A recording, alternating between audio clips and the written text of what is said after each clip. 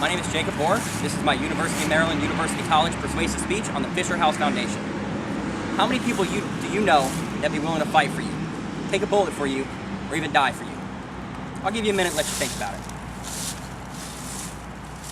If you're like most of us, you came up with one, or if you're lucky, maybe even two names. Well, according to Jack Spencer, you're wrong. There are 1.4 million people in each branch of the armed forces that'll do just that.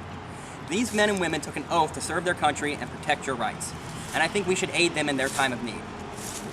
Here we are on location at the Witt Army Hospital. To the side of the hospital here, you can see old Fisher House Foundation housing.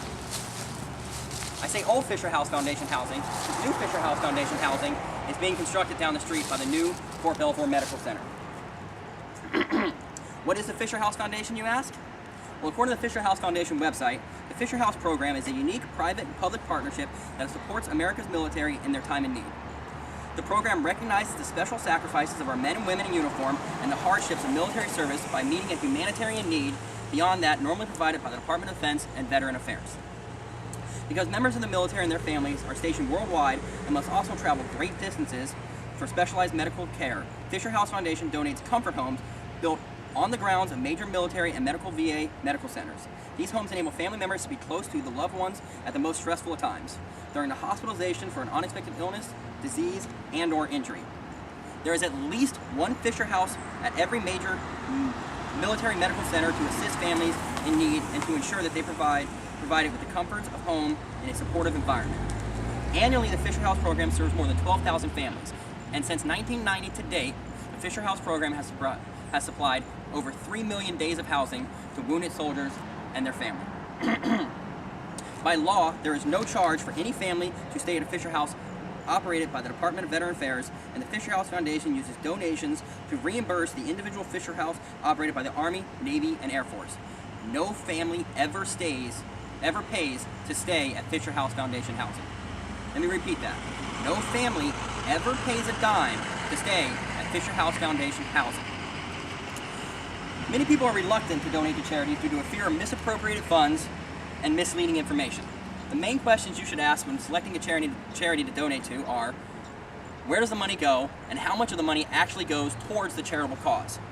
This is a logical fear.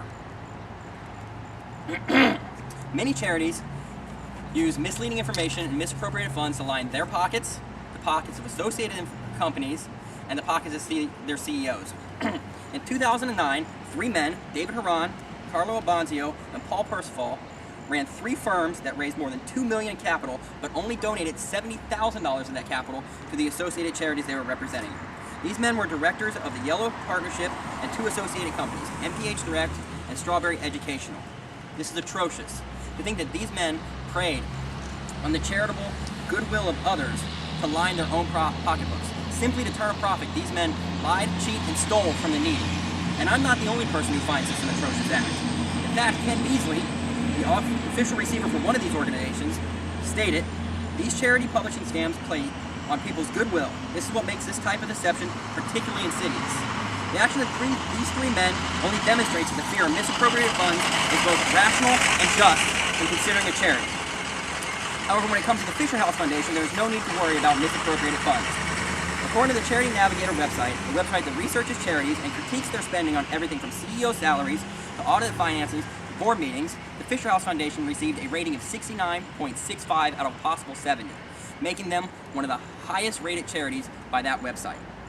Charity Navigator also found out the Fisher House Foundation does not receive any loans, does not compensate any board members, and the CEO's salary, one David A. Cooker, is only 1.49% of the charity's expenses. Only 1.49%. Also very low for a major charity.